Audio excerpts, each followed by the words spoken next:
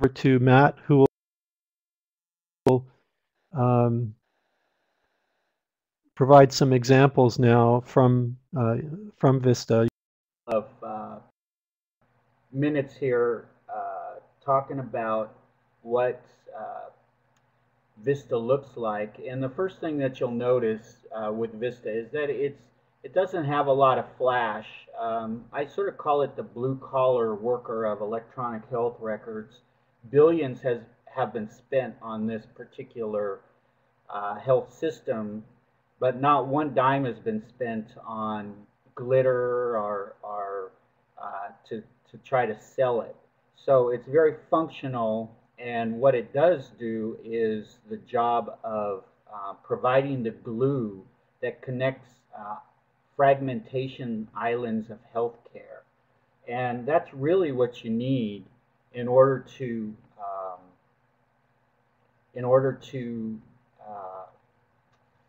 really provide an integrated system.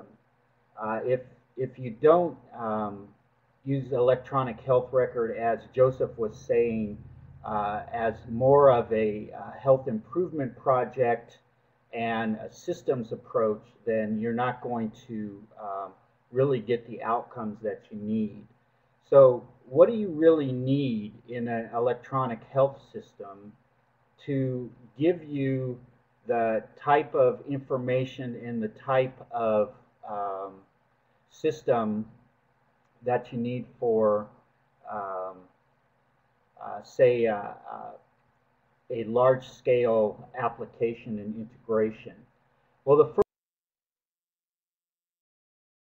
first thing that you need really is the ability to collect data. So you need structured data. And this first screen that we're looking at in a regular system, everything on here that you're looking at is actually structured data. I want to turn your attention to the clinical reminders here, and you can see that this particular patient has diabetes, and therefore there's some diabetic reminders that have been automatically popped up for this patient, as well as hypertension and pap smear, because she's a woman that needs a pap in the age group for that. So looking a little bit more at structured data in VistA, we're going to look at this encounter form, and basically everything in this encounter area is structured data that can be retrieved. Things like E&M visits, the progress correction to problem lists, or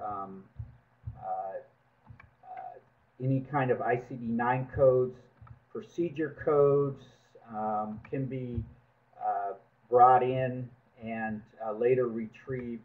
So all of this stuff across here, immunization, skin tests, patient education exams, are all structured data in VistA. And this is important because you need to be able to have a way that clinicians can put information into the system very quickly, but at the same time accurately, and can be later retrieved upon. And there's also, besides what you see here for encounters, there's progress notes, orders, medications, and labs are also retrievable that you can use as findings for clinical reminders, or for provider report cards, or to transmit information to national data cubes. There's two other types of findings that are important, though. One are called computer findings, and the other ones are called health factors. Computer findings are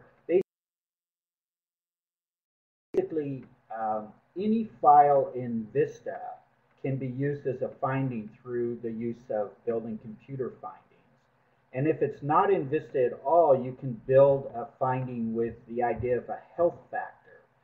So these health factors, basically, you can see in asthma, for instance, that in this system we built health factors for the chronic disease management of asthma. Some of these things are needed for management to assess asthma. And they're available maybe in SNOMED, but they're not available in much other place. So basically, that's how you get structured data in, and that's very important when you're looking at a system. The other thing is the ability to display clinically relevant data for the right patient at the right time to the clinician. And there's obviously clinical reminders do that, but you can do it other ways too. Here you can see orders. I'm just going to go ahead and order a couple of tests here, and I'm done with that. And then if I go to the diabetic orders here, you can see in one place I can do all of my diabetes or lab tests, medications, but in addition to that, I can also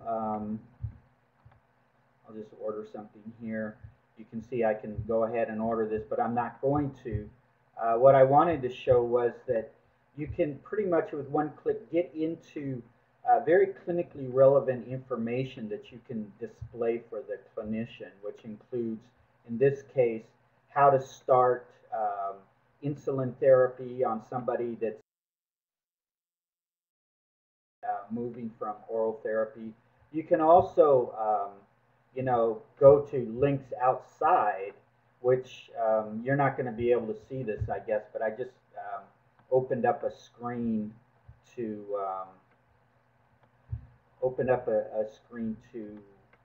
show handouts on the web. So that's what I just did there. The idea here is that the information is all available. There's another area that we use quite a bit for that as well, and that is through the use of templates.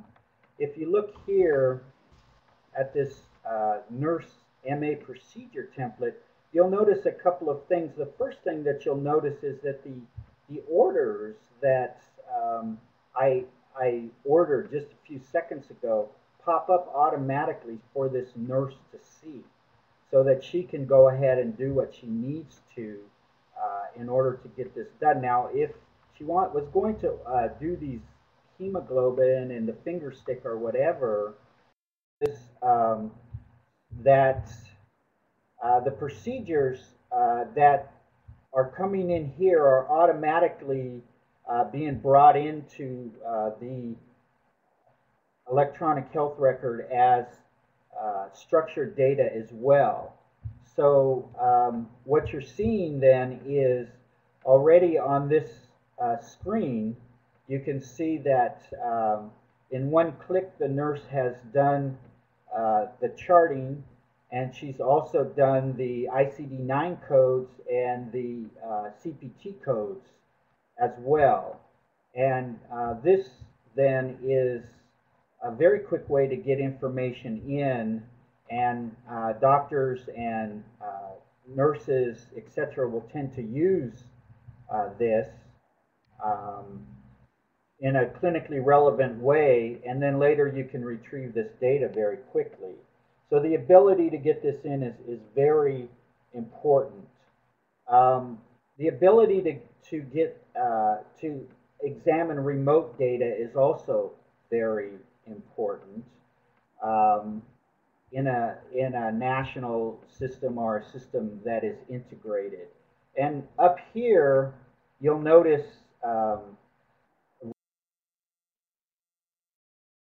there's a remote data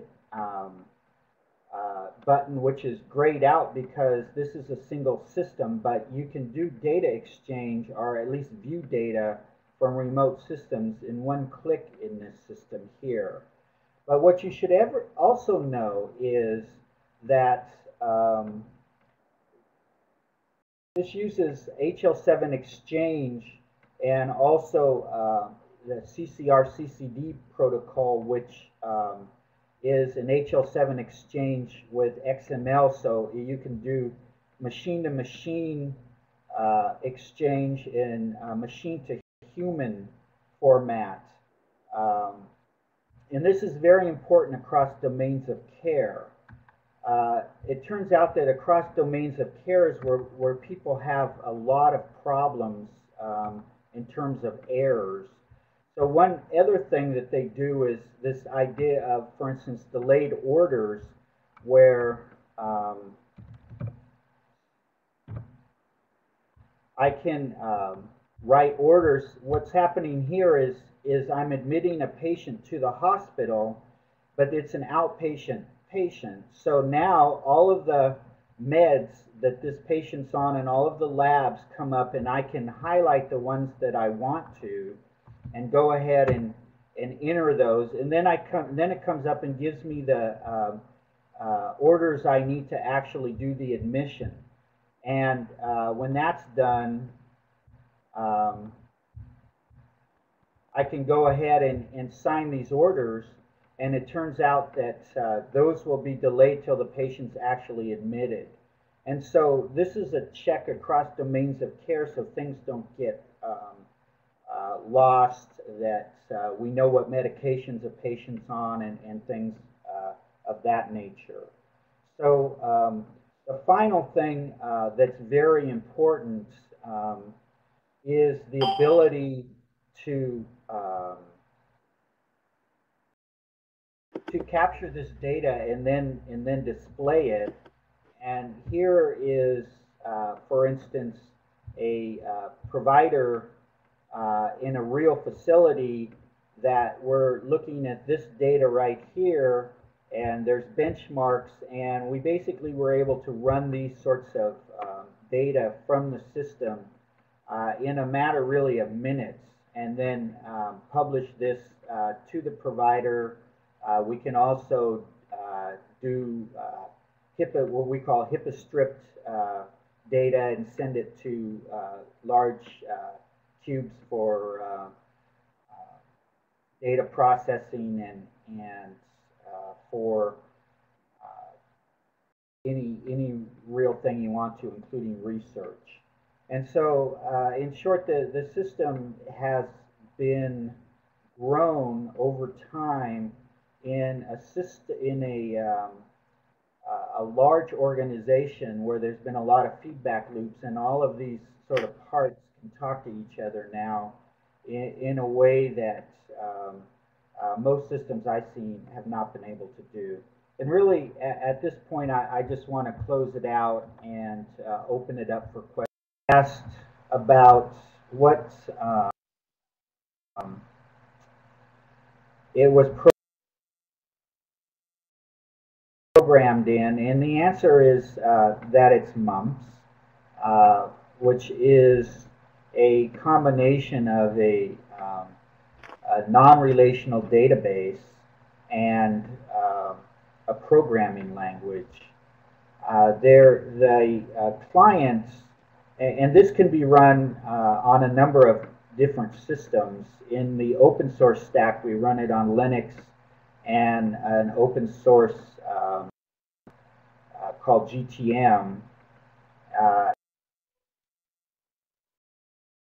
And the clients are written in Delphi primarily,